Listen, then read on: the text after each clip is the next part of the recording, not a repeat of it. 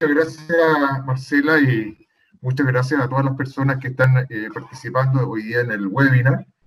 No sabía que hoy día era el Día del Médico Veterinario, así que felicito a los médicos veterinarios que están en línea. Así que vamos a trabajar en el día de hoy una mirada distinta, una mirada de futuro en términos de lo que es la bioseguridad. No voy a hablar de la bioseguridad propiamente tal, sino que algunos tópicos que sí nos van a servir y que son importantes tenerlos muy presentes. En el fondo vamos a ver algunos aspectos generales, vamos a ver un tremendo tema que es resistencia de antimicrobianos, lo que se llama hoy día RAM.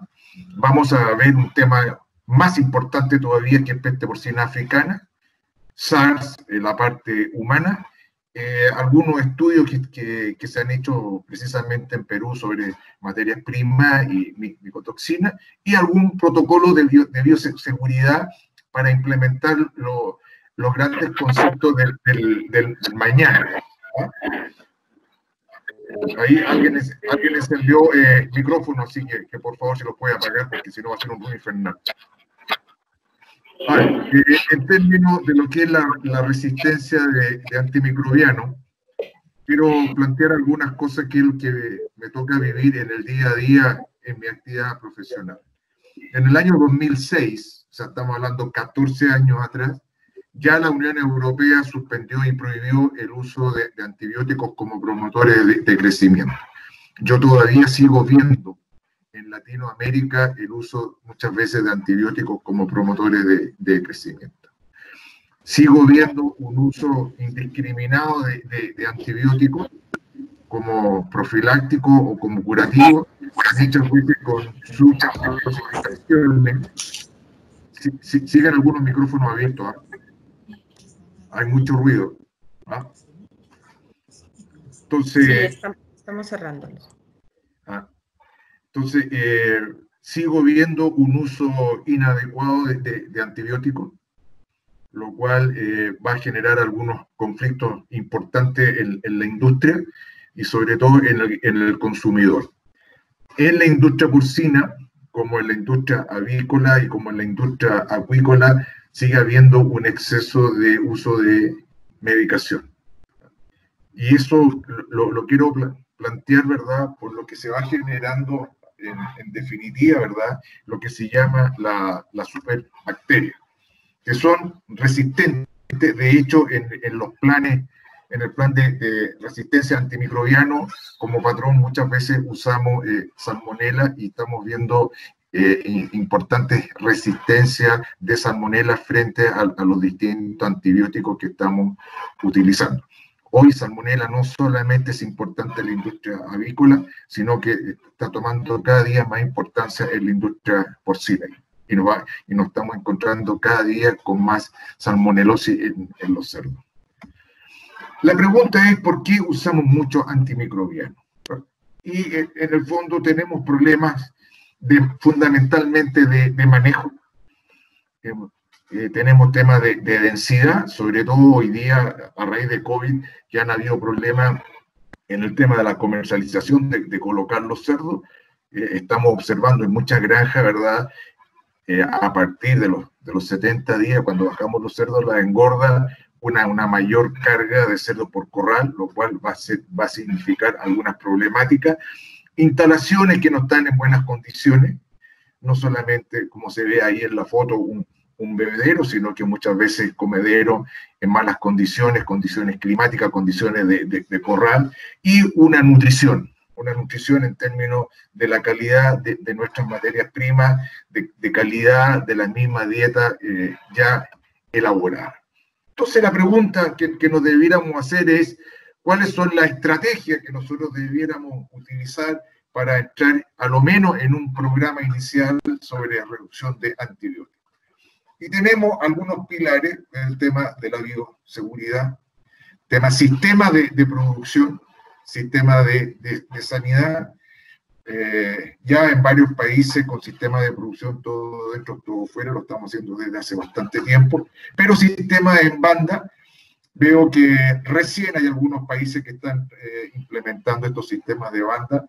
En otros países estamos hace bastante tiempo trabajando con sistemas de banda y eso trae una respuesta positiva desde un punto de vista sanitario, productivo y sobre todo económico. En la parte de sanidad estamos observando lo mismo. Yo diría fundamentalmente el manejo que estamos haciendo hoy día con respecto a cómo se manejan las patologías. Hemos dejado de lado desde hace bastante tiempo solo el uso de antimicrobianos. Hoy día lo estamos trabajando desde un punto de vista integral, con manejo de biológicos, de antimicrobianos, como también factores de riesgo que están presentes en la manifestación de la patología. Con respecto al uso de antibióticos en tratamiento, vemos una deficiencia en Latinoamérica en términos de diagnósticos ciertos, generalmente son diagnósticos de tipo presuntivo, muy poco apoyo de laboratorio, por lo tanto, un uso de antibióticos que muchas veces me toca ver en una misma dieta, 2, 3 antibióticos que tienen el efecto sobre el patógeno, por lo tanto no tiene sentido. Mucho tema de calidad de antimicrobiano, no todo lo que dice es, ¿verdad? Y estrategia en términos del manejo de antimicrobianos para, en conjunto con biológicos y manejo de factores de riesgo, poder llegar a buen puerto. El sistema de manejo, flujo animales, el mezclado de animales, el sistema MADEC que lleva por lo menos de los años 90, todavía en muchas granjas no está bien implementado, sistema McRaven, que fue diseñado precisamente para el control de PIRS, y hoy día lo utilizamos no solamente en PIRS, sino que en muchas patologías para bajar situaciones sanitarias complejas. En la parte de nutrición, yo diría sobre todo lo que es calidad de materias primas, calidad de proceso, dietas que estén realmente balanceadas y bien elaboradas, y sobre todo, ¿verdad?, el uso de aditivos alternativos. Esto quiero dejarlo claro porque los RAM, o sea, todos estos planes ya en Europa que son de uso rutinario, en Latinoamérica estamos viendo países como Chile, el caso de Brasil, y otros países ya están en planes. Me tocó participar el año pasado a través de la Unión Europea en Paraguay, ya estamos en un plan de la cadena de valor porcina, ya estamos trabajando en un plan de RAM, de resistencia de antimicrobianos. Ya hoy día en Perú, en Ecuador, en Colombia, Chile, Argentina, hay una prohibición de ciertos antibióticos que ya no se pueden utilizar. Yo diría que eso es lo que quiero plantear con respecto a RAM. ¿Por qué quiero presentar peste porcina africana y por qué quiero aplicar COVID? Quiero plantear peste porcina africana porque es una patología que sí afecta al cerdo. COVID no afecta al cerdo, afecta al ser humano, o sea, afecta a nuestro personal que labora en el día a día en la granja. Y a raíz de la pandemia, hemos hecho mucho foco precisamente en COVID y hemos dejado de lado lo que es peste porcina africana. Debemos considerar que peste porcina africana hoy día está en 4 continentes, está afectando no menos de 50 países y estamos alrededor del 80% de la población mundial está comprometida en el caso de peste porcina africana. O sea, ya es un problema global. Vemos en algunos países a raíz de la pandemia animales silvestres paseando por la ciudad. De hecho, aquí en Santiago, a partir de la pandemia han aparecido a lo menos 6 casos con puma introducidos ya en la ciudad, así que ese es un tema que lo estamos viviendo en el día a día. Esto es peste porcina africana, y eso nos lleva, ¿verdad?, a un sacrificio humanitario. O sea, ahí sí o sí hay un trabajo, ¿verdad?, frente a esta situación. Va a haber, ¿verdad?, un sacrificio del 100% de la población en que estamos trabajando. Entonces la pregunta es, por dónde nos va a entrar la peste porcina africana. Y lo quiero plantear desde dos puntos de vista. Uno es cómo va a entrar al país y el otro es cómo va a entrar a la granja. En el caso de cómo va a entrar al país, va a entrar a través de los aeropuertos, o puertos, o zonas fronterizas. Por ahí va a entrar. Y va a entrar por alimentos, por basura, por residuos alimenticios, pero muy importantemente va a entrar a través de importaciones. Entonces la pregunta es válida. ¿Qué está haciendo hoy día la autoridad sanitaria? ¿Qué está haciendo la industria? ¿Qué está haciendo la asociación de productores para proteger, ¿verdad?, del ingreso de productos que provienen precisamente de países positivos a peste porcina africana? Y eso tenemos que tenerlo muy claro y tenemos que tomar las providencias del caso para minimizar el riesgo. Eso por un lado. Pero por otro lado, la pregunta viene: ¿dónde están los mayores riesgos? ¿Cuáles son los tipos de granja que vamos a encontrar con mayor riesgo? El traspaso, la producción familiar, los basurales y estos compradores que compran animales de descarte, y no solamente pensando en peste porcina africana, sino que me toca muchas veces, ¿verdad?, frente a estos centros de crisis en que hay una caída de precios o animales en malas condiciones, aparecen estos compradores puntuales, coyunturales, que nosotros usamos una expresión bastante dura, los llamamos buitres, que salen a comprar animales y que van de granja en granja comprando animales con estatus sanitario distinto, y muchas veces me ha tocado la introducción de algunas patologías en granjas de gran daño económico. Pero también no es menos cierto trabajar sobre animales silvestres, y fundamentalmente aquí es el jabalí, pero también lo veo, ¿verdad?, con el movimiento ilegal de contrabando. Me toca tanto por el lado del Atlántico como por el lado del Pacífico ver temas de contrabando que no son temas menores. Me ha tocado trabajar en países que no existían ciertas patologías, sí existían patologías en los vecinos, y se introdujeron estas enfermedades y cruzaron el país completo. Por lo tanto, no debemos olvidar e insistir, ¿verdad?, que este tema del contrabando no solamente es con peste porcina africana, sino que también me ha tocado con PIRS, me ha tocado con PET, verlo en otros países. Entonces, la pregunta es, ¿cómo lo define la OIE, que es la Organización Internacional de Epizootía, que es el equivalente a la OMS? Y lo importante, ¿verdad?, que peste porcina africana no tenemos hoy día una vacuna. Debemos tener muy claro, ¿verdad?, cuáles son las políticas que van a implementar los estados, los países, tanto como la autoridad sanitaria, en una relación público-privada con la asociación de productores, en el tema de cuáles son las restricciones o cuáles son los protocolos que vamos a tener que implementar para la importación de estos productos que sí provienen de países positivos a peste porcina africana. ¿Cuáles son las medidas ya a nivel de la granja en términos de medidas de bioseguridad?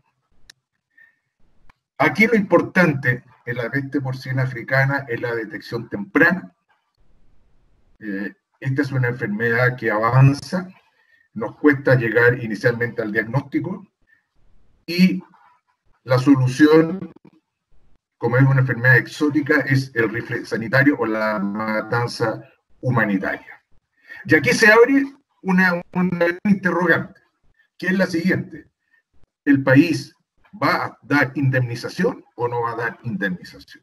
Y aquellos países que con política han dado la indemnización, el manejo de la patología ha sido completamente distinta a aquellos países en que no hay indemnización, ya que el poseedor de los animales, frente al no haber una indemnización, pesca esos animales y los traslada de una zona a otra, tratando de venderlos, y eso hace, ¿verdad?, que el riesgo de la propagación de la enfermedad sea bastante importante. Esta transmisión, ¿verdad?, va a estar dado fundamentalmente por dos situaciones que uno tiene que tener presente. Uno, que es la densidad poblacional con animales silvestres, jabalí, y el otro, ¿verdad?, dado precisamente por los sistemas de producción con bajos niveles de bioseguridad. Por lo tanto, dejémoslo claro que no hay tratamiento. Y en una granja que se hace positiva, hay sacrificio del 100% de la población. Eso hay que dejarlo claro. Entonces, la pregunta es, ¿cómo controlamos? Primero, que no entre al país. Segundo, ¿verdad? Tenemos que tener cuidado, ¿verdad?, con las compras de riesgo, ¿verdad?, con las importaciones. El control sobre población de jabalí, que en el caso de Perú, por lo que tengo entendido, no es importante esa población. Sí, en otros países sí tenemos tema de jabalí en el sur de Chile, en el sur de Argentina. Entonces, lo otro importante, ¿verdad?, en esto es la detección temprana de la patología, el diagnóstico. Y para eso necesitamos que tanto la autoridad sanitaria como el mundo privado sea capaz de hacer un diagnóstico temprano y no tardío, porque si no la enfermedad va a avanzar. Cuando la enfermedad ha avanzado en 4 o 5 empresas a nivel de país, la situación es muy compleja y eso nos hace ir lamentablemente detrás de la enfermedad. Quiero insistir, ¿verdad?, que aquí vamos a hacer un sacrificio, ¿verdad? Y la gran pregunta que tenemos que hacernos es la siguiente: ¿cuál es en definitiva nuestro plan de contingencia? Y lo quiero llevar a un ejemplo muy simple. Una granja de 1000 hembras tiene aproximadamente una población de 10.000 animales o algo más. ¿Se han preguntado dónde van a sacrificar esos 10.000 animales? ¿Se han preguntado cuáles son los elementos? Si lo van a colocar en container, lo van a colocar en una fosa. Esa fosa está impermeabilizada, ustedes tienen ya ubicada esa o esas fosas. Tienen visto ya la maquinaria para precisamente hacer las fosas. Tienen los desinfectantes que necesitan precisamente para evitar el problema de la contaminación, porque parte importante de la contaminación van a ser los fluidos líquidos, ¿verdad? Sangre, por ejemplo. Por lo tanto, ya es tiempo que empecemos a trabajar en plan de contingencia en el control de peste porcina africana. Veamos algo sobre COVID, sobre coronavirus. Y de hecho, de una u otra manera, algo sabemos de algunos coronavirus en cerdo, y sí tenemos experiencia, ¿verdad?, en 2 coronavirus en cerdo, que es el TGI, que es la gastroenteritis transmisible, ¿verdad? Y por otro lado es PEP, que son lo que hemos vivido en la industria, a lo menos en Latinoamérica, ¿verdad?, y que me ha tocado vivirlo en los últimos años. Entonces, hay estos coronavirus que no son el SARS-CoV-2, que es el que afecta al ser humano. Por eso que quise en la presentación hablar sobre peste porcina africana, que sí afecta al cerdo, y quiero hablar ahora sobre COVID, que no afecta al cerdo y sí afecta a nuestro personal. Por televisión, por radio, por la prensa escrita, ¿verdad? Se viene hablando desde hace bastante tiempo, previo a la pandemia y durante la pandemia, de una serie de normas que nosotros debiéramos tener en consideración. Aquí hay consejos, ¿verdad? Esto es una publicidad de la OPS, que es la Oficina Panamericana de la Salud. Aquí tenemos otro ejemplo, ¿verdad?, de cuáles son las medidas que nosotros debiéramos tener. Insistir mucho, ¿verdad?, que el riesgo de introducir el COVID de una granja es a través del personal. Entonces, en ese sentido, tenemos que tener claro, ¿verdad?, cuáles van a ser nuestras medidas para evitar precisamente el ingreso del virus. Entonces, la pregunta es, ¿cómo ingresa el virus? ¿Verdad? ¿Cómo es la forma de transmisión? Y la forma de transmisión son 3: por aire, por contacto personal o por superficie contaminada. Y en eso, ¿verdad?, está claro que el aire, lo que hemos planteado y se viene planteando permanentemente, es el uso de mascarilla o de tapaboca. El contacto personal, nos están diciendo, ¿verdad?, el distanciamiento social, de a lo menos 1 metro, unos hablan de 1,5 metros, otros hablan de 2 metros, sobre todo cuando hay personas que son positivos. Y el contacto, ¿verdad? La superficie de contacto, ¿qué es lo que nos están diciendo, ¿verdad? Use guantes. O sea, frente a la forma de transmisión de la patología, ya tenemos algunas herramientas que tenemos que estar permanentemente trabajando en ellas. Por lo tanto, y quiero ser claro, ¿verdad?, que vamos a tener que tener un protocolo de ingreso del personal, y cuando hablo del protocolo de ingreso personal, no solamente estoy pensando en COVID, sino que estoy pensando en las patologías que pueden ingresar a la granja a través del personal, que no necesariamente es COVID. Estoy pensando en patologías que sí van a afectar a los cerdos. Por lo tanto, frente a esta situación, la primera medida que tenemos que tomar es limitar la visita a la granja. Segundo, ¿verdad? Debemos limitar el ingreso de personal externo. O sea, la menor cantidad posible de gente debe ingresar hoy día a la granja. Y esto lo hemos vivido cuando hemos tenido temas de PET, cuando hemos tenido situaciones de PIRS.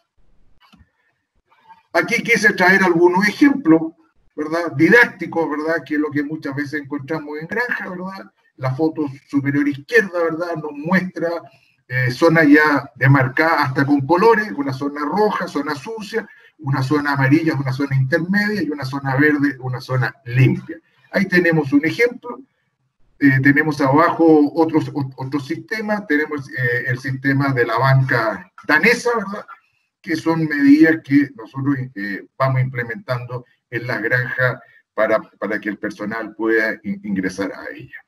Aquí tenemos el mismo ejemplo, una vez que pasamos por la banca danesa donde nos retiramos los zapatos, ¿verdad? Tenemos que pasar a lavarnos las manos, y de ahí pasamos a la zona de ducha, ¿verdad? Donde tenemos que sacar nuestra ropa, pasar por una ducha para posteriormente entrar con ropa limpia al trabajo.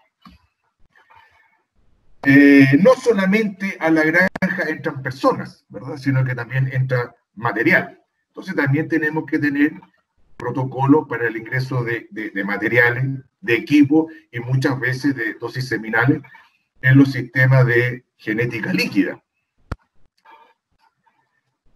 Aquí ustedes ven un ejemplo, ¿verdad?, de cómo se recepciona alguna mercadería en una granja, los distintos elementos que van a participar en una granja, desde jeringa, aguja, material de vidrio, pipeta, etcétera, ¿verdad? Y todo este material, ¿verdad?, tiene que ser pasado, ¿verdad?, por una sala de desinfección, al igual como pueden ser los lentes o las gafas, ¿verdad?, que nosotros utilizamos. En granja no debemos ingresar con teléfono celular, eso queda completamente afuera. Y estamos encontrando, ¿verdad?, que hoy día en los desinfectantes normalmente usábamos nebulizados y usábamos luz ultravioleta, que son bastante exitosos. Hoy estamos utilizando desinfectantes que se gasifican, y eso hace un efecto muy interesante para el control tanto de bacterias, de virus y mohos. Todo material, toda persona que ingresa a una granja que viene de una zona sucia tiene que pasar por estos procesos precisamente para minimizar estos riesgos.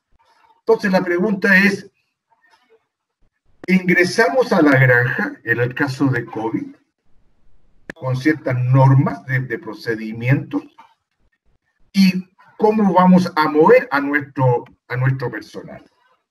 ¿Cuáles son las medidas generales que nosotros debiéramos tener muy presentes? Los grupos, como somos latinos, siempre andamos en grupos, eso ya no puede ser.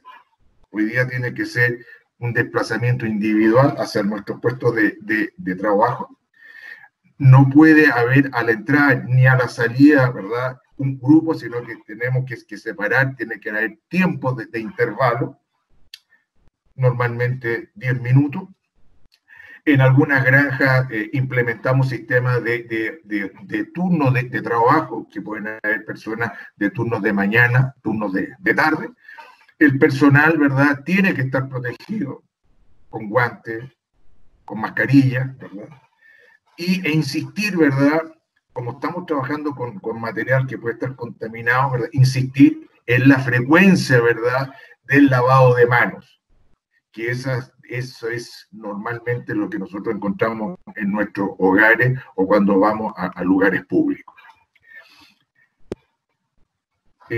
Aquí quiero tocar un tema, ¿verdad?, que me toca vivirlo en Argentina con el consumo del mate, ¿verdad? O sea, no podemos seguir compartiendo el mate, eso se ha producido un tema cultural ahí, tanto en Argentina, Uruguay, Paraguay, en el sur de Brasil, la gente toma mate y se comparte el mate, eso evidentemente que ya no se puede trabajar en ese sentido, ¿verdad?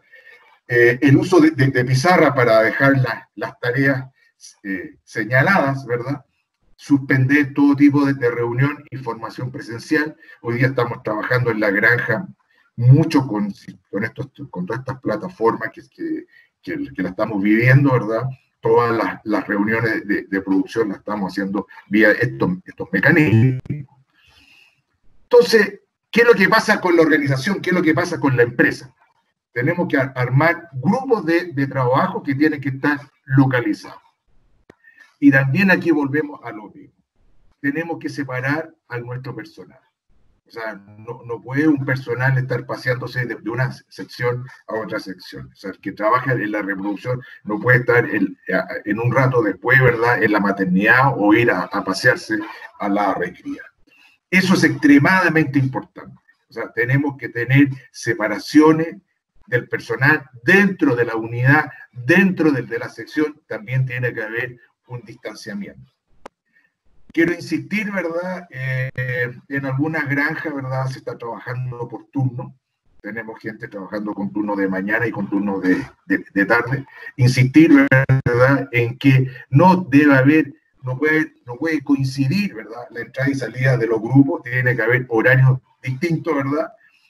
E insistir mucho, ¿verdad?, en que no podemos tener contacto con personas externas. Es clave, o sea, minimizar todo posible contacto. Ahora, tenemos el tema normalmente de las áreas comunes. Por ejemplo, el desayuno, el almuerzo o la cena. Tenemos que separar, tenemos que hacer turnos para ir a alimentarnos. Cada vez que se utilice, ¿verdad?, estas unidades tienen que ser limpiadas y desinfectadas. Porque precisamente, ¿verdad?, al comer, al beber, tenemos que sacarnos nuestro tapaboca, ¿verdad?, o mascarilla. Es precisamente allí donde vamos a aumentar el riesgo de contaminación. Normalmente en las granjas nos termometrean, no solamente en la granja, en los supermercados o en cualquier lugar público que uno va, los termometrean con termómetros digitales que pueden marcar cualquier cosa. A mí me han tomado temperaturas de hasta 20 grados.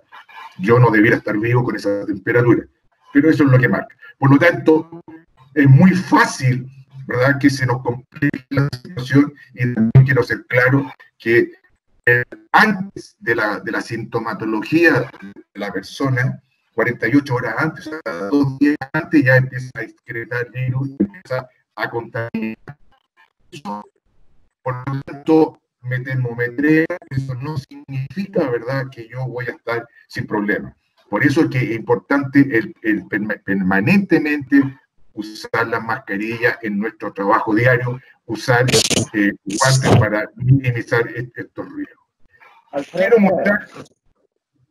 Quiero mostrar algunos datos que son interesantes, que la tasa de supervivencia del virus está fuertemente influenciada por la temperatura, por la humedad y por la carga viral. Eso es extremadamente importante. Y aquí tenemos, por ejemplo, pruebas, estudios que se han hecho, ¿verdad?, para ver cuánto tiempo permanece en un aerosol. Estamos hablando de 3 horas. En los plásticos, en el acero, se ha detectado, ¿verdad?, la permanencia viable, ¿verdad?, de 72 horas, o sea, 3 días. En cambio, en el cartón no dura más allá de 24 horas. Entonces, por eso que hay que insistir, ¿verdad?, en la limpieza y en la desinfección de los materiales que nosotros estamos teniendo contacto para no contaminar al resto de las personas. Entonces, la pregunta es, y aquí viene la situación específica, ¿verdad? Vamos a tomar todas las medidas, pero puede suceder que efectivamente no ingrese COVID a la granja. Y eso significa que parte del grupo va a tener que salir porque esa persona que es positivo, ¿verdad? Y tuvo contacto estrecho con el resto del personal, ese resto personal va a cuarentena por 14 días. Entonces, la pregunta es, ¿cuál es el plan de contingencia que nosotros vamos a desarrollar frente a esta situación que se nos puede presentar?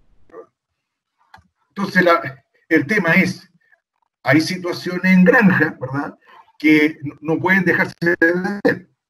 Yo tengo que alimentar a los animales, tengo que hacer las montas, tendré que atender los partos, tendré que tener destete, tendré que hacer las ventas, tengo que mantener mi programa sanitario al día. O sea, hay tareas que sí o sí voy a tener que ejecutar. Muchas veces con menos personal, e incluso con personal que no dice relación con la actividad del cerro. Entonces, volvemos a un tema que se viene trabajando desde hace algún tiempo, que es lo que llamamos el sistema de horario de colegio. Y la pregunta es la siguiente. En cada persona en la granja, independiente del sector que trabaje, tiene que tener tareas que están determinadas.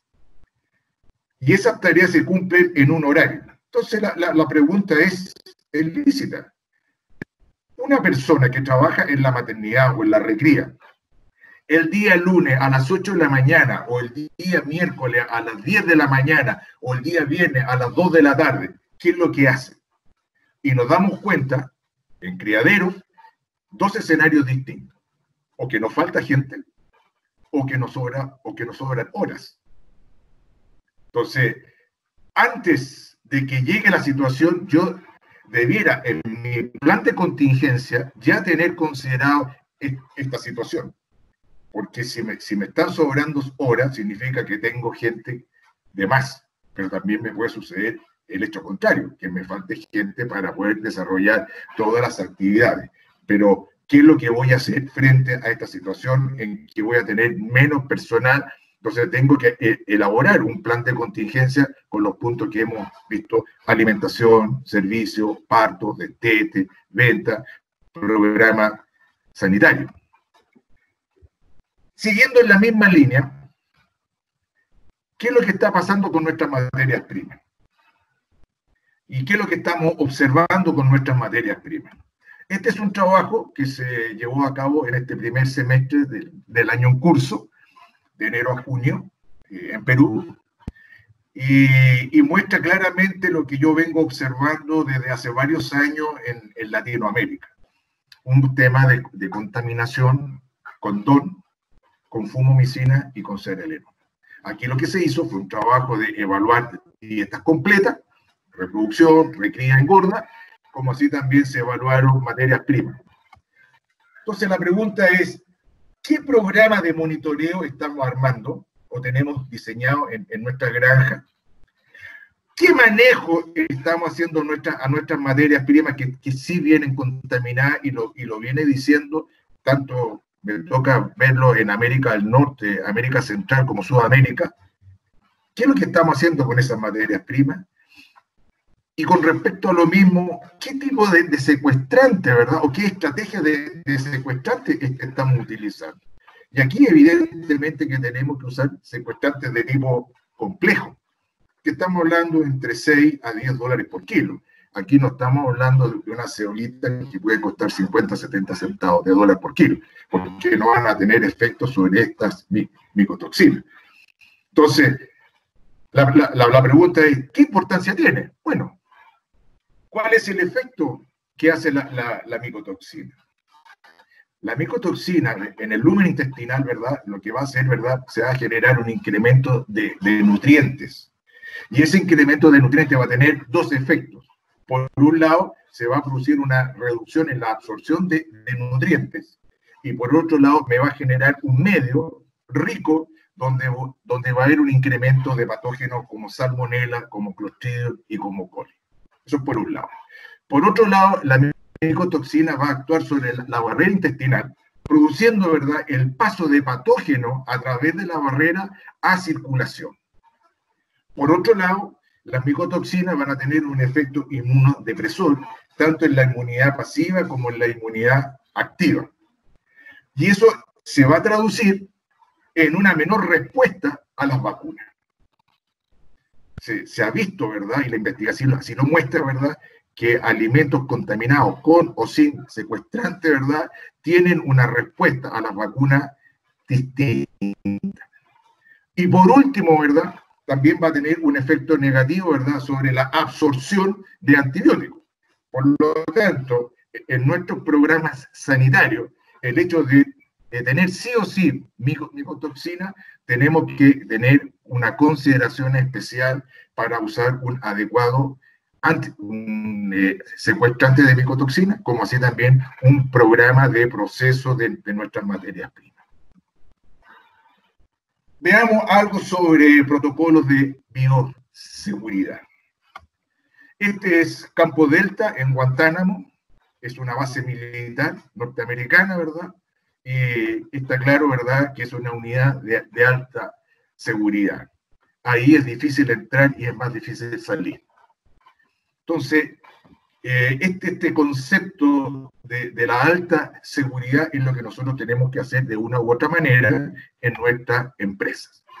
Y ahí aplicamos lo que es el concepto de bioseguridad, que tiene dos grandes conceptos. Uno, la bioseguridad externa y la bioseguridad interna. Esta bioseguridad externa lo que va a hacer es el impedir, ya sea el ingreso o la salida de enfermedades o de patógenos en la granja porcina. Y por el otro lado, tenemos la bioseguridad interna, que lo que va a hacer, ¿verdad?, va a impedir la difusión de la enfermedad dentro de la organización, dentro de la empresa. Y esto es lo que tenemos que hacer permanentemente, un control y sobre todo una auditoría. Entonces, veamos qué es lo que hacemos en el programa de bioseguridad. Tenemos un proceso de aseo, de filtro sanitario, de lavado de vehículos, de rodiluvio, de pediluvio. Tenemos un programa de limpieza de pabellones. Tenemos un programa de desinfección de los pabellones. Y tenemos un programa de desinfección y limpieza de las líneas de agua para la ingesta de agua de bebida potabilizada. Aquí lo importante, siguiendo un poco en el esquema que estamos conversando, debemos utilizar, ¿verdad?, solicitar a nuestros proveedores desinfectantes, ¿verdad?, que estén validados para el control de PIRS, de PED y de peste porcina africana. Yo diría que este es un concepto básico que debiéramos aplicar en nuestras organizaciones. ¿Qué es lo que vamos a hacer con respecto al uso tanto de detergente como de desinfectante? Creo que hay un buen manejo de lo que es la dilución, de la preparación del desinfectante y del detergente. Pero tenemos un problema en la aplicación. Cuando yo preparo un desinfectante, 1 litro en 100 litros de agua, en un ejemplo, tengo 100 litros de una solución. La pregunta es, ¿estos 100 litros para cuántos metros cuadrados alcanzan? Y ahí es donde empezamos a tener problemas graves. La práctica me dice que normalmente hay una subutilización de esta solución. Por lo tanto, el efecto que va a tener no es el esperado. Entonces, cuando usamos el desinfectante o el detergente, tenemos que saber efectivamente los metros cuadrados que tenemos que aplicar estos productos. Eso por un lado. Por otro lado, es fundamental, ¿verdad?, en el uso tanto del detergente como del desinfectante, los tiempos de descanso y de secado, lo cual permite una baja importante de las cargas microbianas. Y en el último tiempo, el trabajo interesante que se está haciendo, ¿verdad?, en el uso de lo que se llama la desinfección de preingreso. en la desinfección que vamos a hacer algunas horas antes, ¿verdad?, del ingreso de los animales, ya sea a una maternidad o a una recría. Y eso hoy día ya sea, puede ser producto que, por nebulización, ¿verdad?, aplicación en líquido, o también vía gas, ¿verdad?, que son las famosas velas que se están trabajando hoy día y que tienen un efecto de mayor importancia. No nos olvidemos, los que somos más viejos, que durante muchos años usamos una mezcla de permanganato potasio con formalina, lo cual hoy día está estrictamente prohibido, pero formábamos unidades de gas y con eso muchas veces liquidábamos bastante más bacterias, y no solamente bacterias, sino que insectos, ¿verdad?, que podían aparecer, hasta ratones, que los veíamos en nuestras unidades. Otro tema importante en la bioseguridad es el uso de los insecticidas. Y aquí hay una cosa que es bien importante. Normalmente la consulta es insecticida, o sea, control sobre adultos. El tema es que cuando yo tengo adultos, no hice un trabajo sobre las larvas. Y hay una proporción, ¿verdad?, de 70-80% de larvas versus 20-30% de adultos.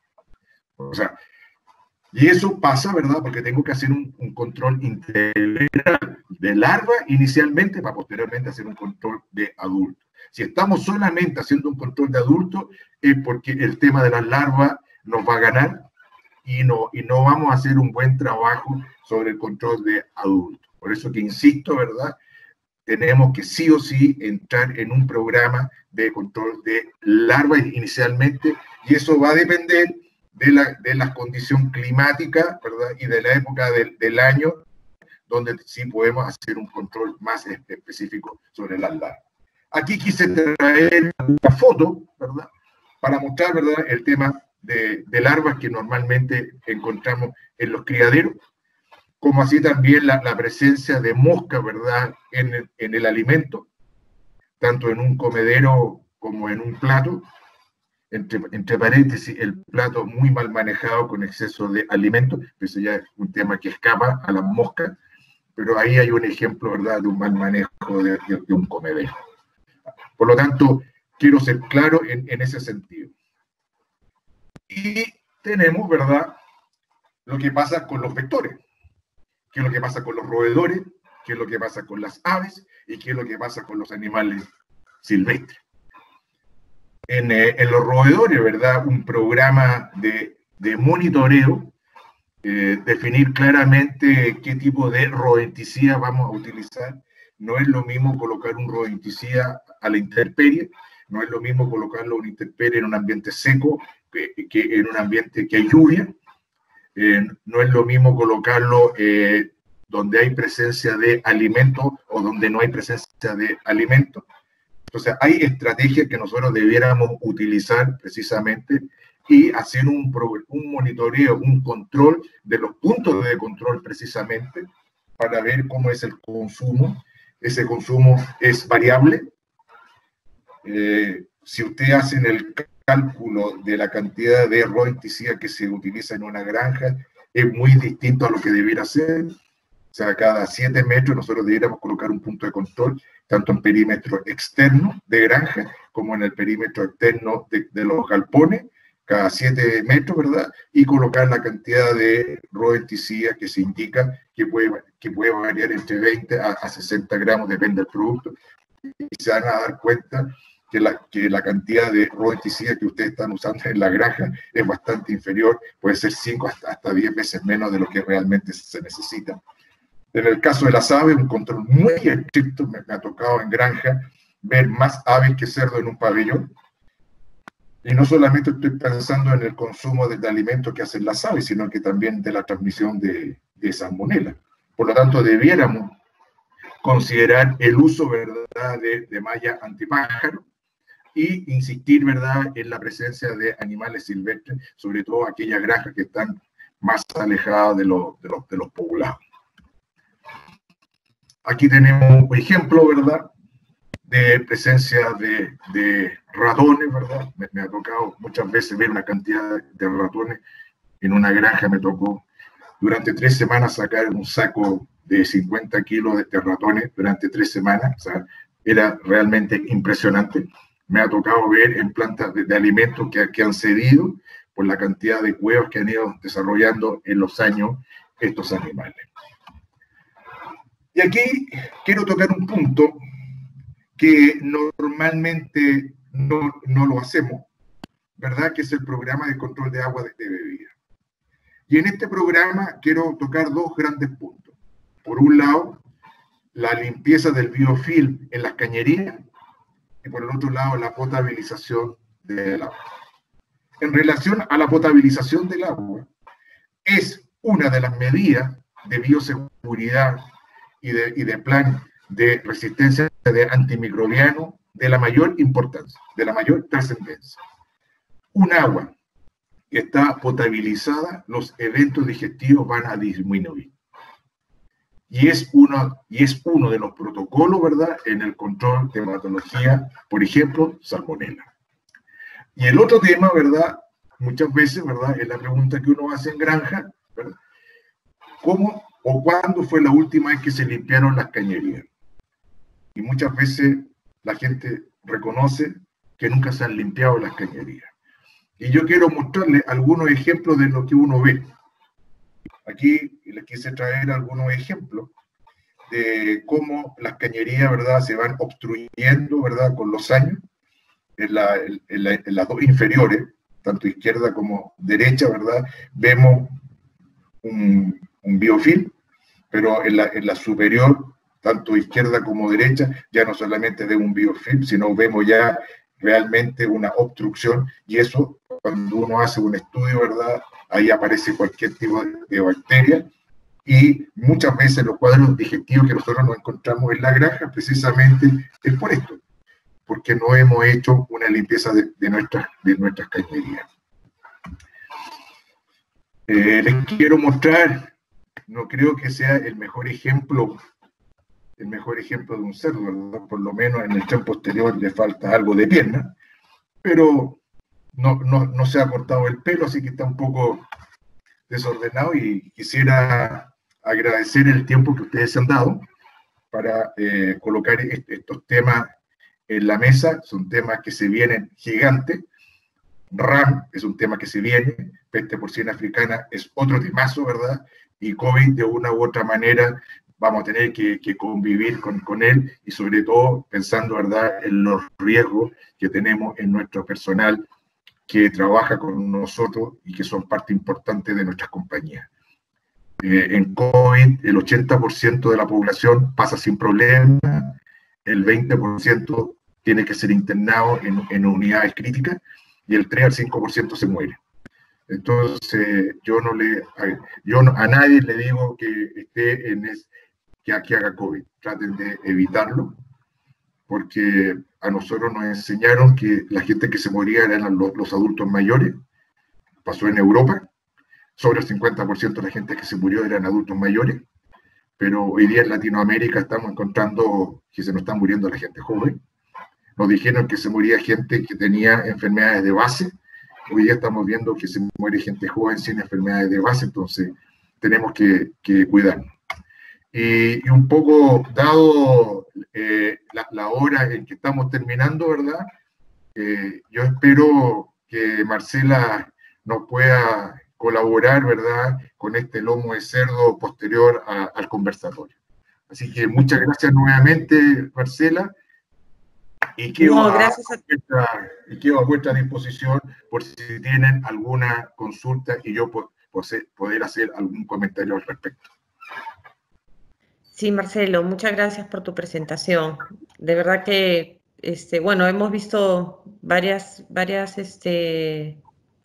temas, ¿no? Desde el tema de peste porcina africana hasta el tema de COVID en granja y la bioseguridad, que es tan importante. Voy a leer la pregunta. Tenemos acá, para el control de larvas de moscas, dice, se usa ciromacina en el alimento. ¿Usted recomienda usarlo permanentemente? ¿A qué dosis? ¿No? Es una de las preguntas. A ver, es que ahí entramos en un tema bien complicado, ¿eh? Bien complicado. A ver, los quiero llevar a lo siguiente. Y, a ver, la industria porcina se va haciendo, que lo que decimos nosotros, tiene que madurar. Y eso significa, ¿verdad?, que todos los productos que se utilizan en cerdo tienen que estar autorizados por la autoridad sanitaria. Tiene que haber un registro. Y si usted me muestra el registro, espero que sea Perú el ejemplo que la pregunta que me están haciendo, si usted me muestra el registro del producto que se puede utilizar en cerdo, yo estoy con usted. Si ese registro no existe, yo como autoridad sanitaria, yo podría hacerle un sumario sanitario. O sea, en muchos países hoy día, en Latinoamérica, ¿para qué decir Europa?, todos los productos que se usan en cerdo tienen un registro para ser usado en cerdo. Ese producto que usted me está nombrando no tiene registro para cerdo. Primero, ese producto está indicado para aves, no para cerdo. Entonces, si usted me muestra el registro para cerdo y usted me muestra el respaldo técnico, estoy con usted. Pero como no existe, no se lo puedo recomendar, ni en forma permanente ni en forma puntual. Ok, Marcelo. Tenemos aquí otra pregunta. ¿Cuál es el periodo mínimo de descanso de la instalación en las distintas etapas de crianza? A ver, normalmente en maternidad, vamos a partir por ahí. En maternidad, cuando tú diseñas una granja, salas de acuerdo a las semanas de lactancia más 1. O sea, si yo voy a hacer una lactancia de 3 semanas, voy a tener que tener 4 salas. 3 semanas de lactancia, más 1 semana de preingreso de la hembra gestante y de tema de vacío sanitario. Y ese vacío sanitario normalmente dura de 3 a 4 días. Es lo que se llama el 3+4 o el 4+3. Eso es maternidad. En la recría pasa lo mismo. El número de salas en la recría es la semana de uso más 1. O sea, si yo voy a tener los cerdos de la semana 3 a la semana 10, son 7 semanas, voy a tener que tener 8 salas para cargar en cada sala una semana de producción. Por lo tanto, estamos hablando en la maternidad de 3-4 días y en el caso de la recría estamos hablando de 1 semana en el proceso de vacío sanitario. Ok. En el caso, muchas gracias Marcelo por la respuesta. Tenemos acá una pregunta también sobre qué principios activos recomendarías tú como desinfectantes, ¿no? Újale. A ver, principios hay varios. ¿Ah? Yo quiero insistir, ¿verdad?, en un concepto y lo voy a plantear. Yo tengo que hacer un trabajo simultáneo, en paralelo, del uso de detergentes más desinfectantes. Y ahí lo que tengo que ver es el pH que tiene el detergente, que tiene que ser opuesto al pH del desinfectante. Ese es el primer punto. Segundo tema. Tengo que ver en el tiempo cuál va a ser mi estrategia de rotación. Lo que sí le quiero decir a la persona que tiene que sí o sí tener un producto que esté certificado y validado. Y quiero ser mucho más específico. No estoy hablando de una molécula, estoy hablando de un producto comercial.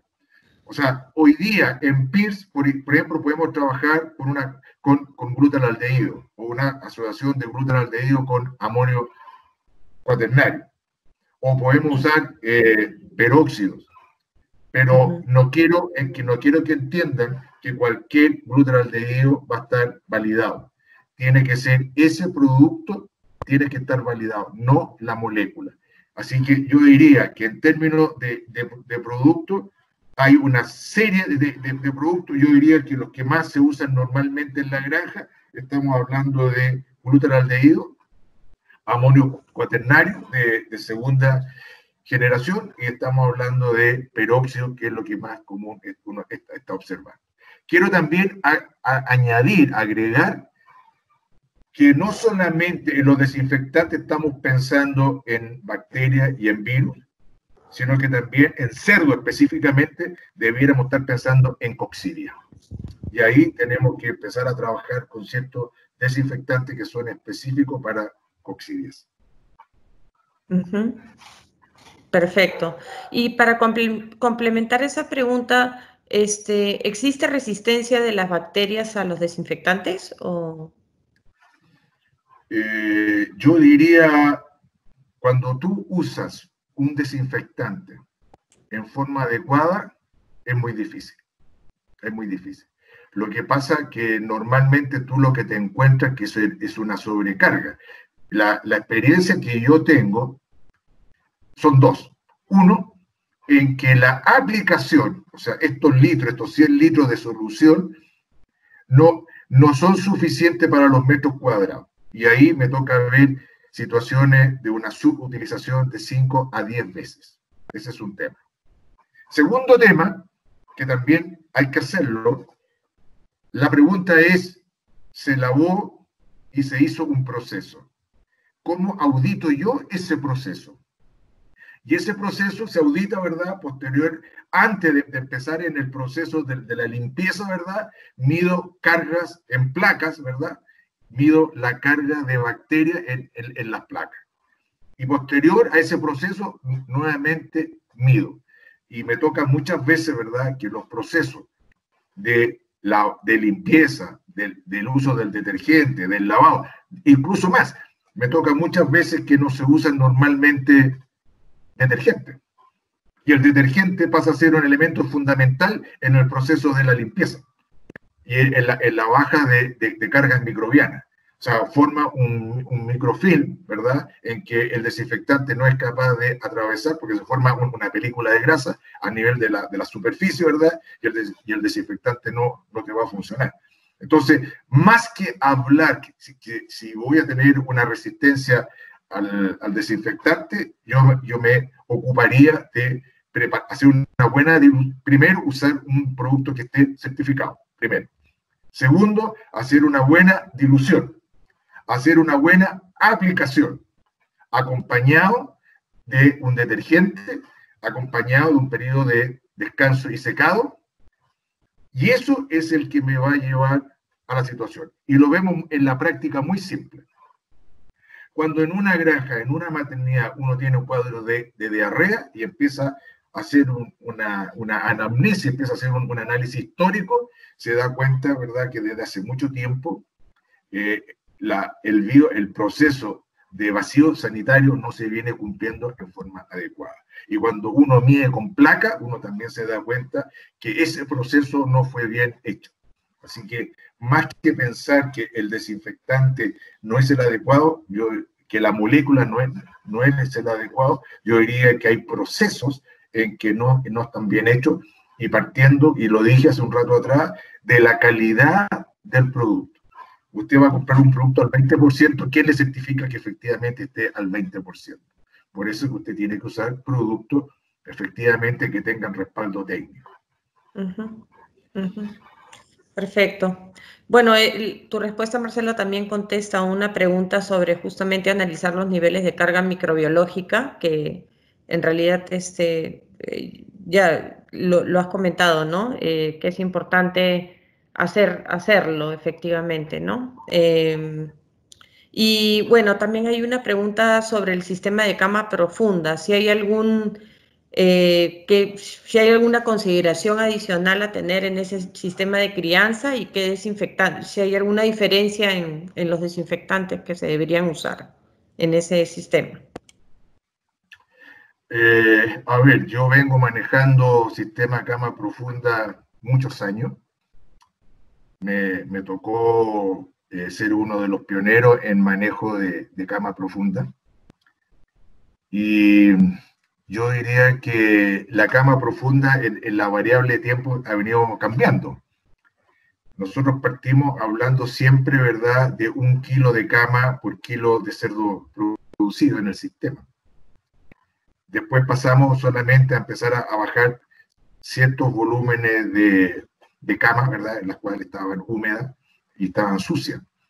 Y cada vez fuimos usando menos camas. Al principio sacábamos el lote, ¿verdad?, y sacábamos toda la cama. Yo diría que con suerte estamos sacando la mitad. Yo diría que menos. Yo diría que normalmente 1/3 es lo que se queda. Yo diría que hoy día va a depender también qué tipo de cama vas a utilizar. ¿Ah?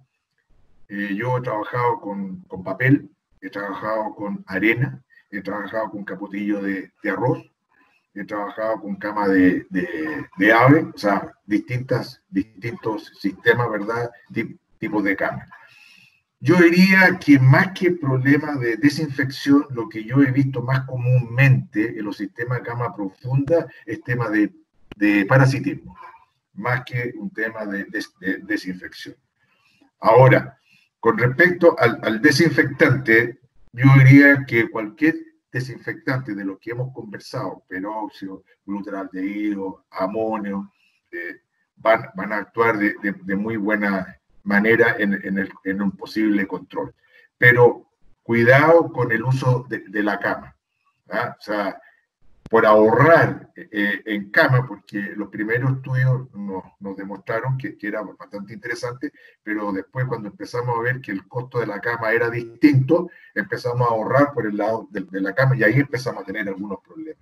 Pero lo que yo veo más frecuente es el problema de parasitismo más que de problemas sanitarios y de tipo infeccioso. Perfecto. Y bueno, hay un comentario también acá y una pregunta sobre el uso, si es mejor en aspersión, gota gruesa o en nebulización. Es simplemente las diferenciaciones en la aplicación, ¿no? Bueno, es que depende para qué lo vayan a usar. ¿Ah?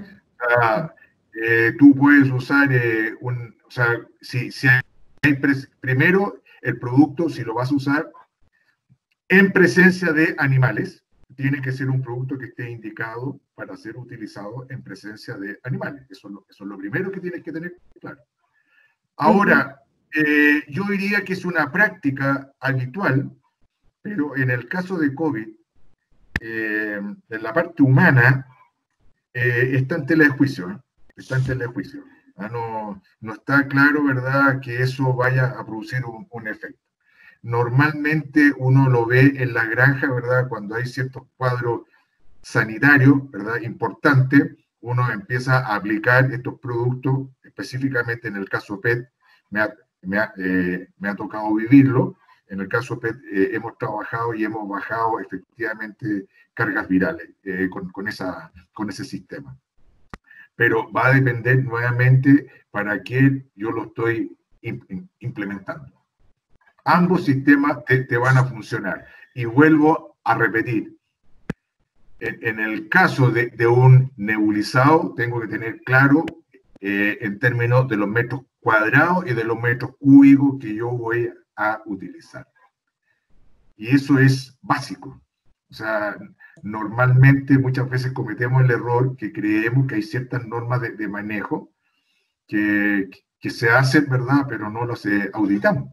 Entonces la pregunta es válida, ¿verdad? Usted va a aplicar un nebulizado en microgota o una gota más gruesa y tiene una bomba de 20 litros y usted tiene una sala con 20 jaulas y tiene una sala con 40 jaulas o tiene una sala con 80 jaulas y ocupa la misma bomba de 20 litros, ahí hay un tema. Yo quiero insistir en esos conceptos, Marcela. O sea, muchas veces responsabilizamos a los productos, pero no cuantificamos lo que sí tenemos que hacer. O sea, la dilución la hacemos bien, pero la aplicación la hacemos insuficiente. Y por eso es que no nos funcionan los sistemas.